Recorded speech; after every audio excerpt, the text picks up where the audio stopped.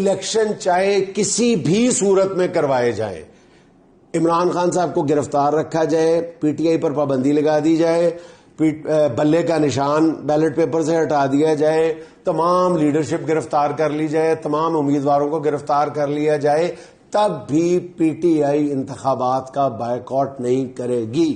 یہ طے کر لی گئی یہ بات. ٹھیک ہے.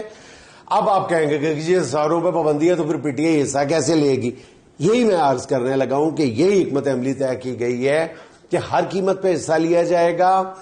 ہر حلقے میں، چاہے وہ صوبائی اسمبلی کا حلقہ ہو چاہے وہ قومی اسمبلی کا حلقہ ہو، 5 سے 10 امیدوار خفیہ طور پہ کاغذات نامزدگی جمع کروائیں گے. اعلان نہیں کیا جائے گا، مختلف نشانات الاٹ کیے جائیں گے، اور پھر جب کاغذات واپس جب وہ حتمی جو لسٹ ہے وہ اناؤنس کر دی جائے گی تو پھر جو ہے وہ عمران خان صاحب کی طرف سے ایک فائنل لسٹ جاری کی جائے گی کہ اس حلقے میں ہمارا یہ امیدوار ہے، فلاں امیدوار ہے، وہ گھڑی کے انتخابی سمبل پہ الیکشن لڑ رہا ہے، فلاں امیدوار جو ہے وہ پی ٹی آئی کا ہے لیکن وہ کرسی کے انتخابی نشان پہ الیکشن لڑ رہا ہے، اور فلاں امیدوار ہے وہ چشمے کے الیکشن سمبل پہ انتخابات لڑ رہا ہے. یہ اناؤنس کرنے کے لیے، لیکن اس میں ایک یہ ہوگا کہ کیوس کریٹ ہو جائے گا، لوگ از خود اپنے آپ کو اناؤنس کرنا شروع کر دیں گے.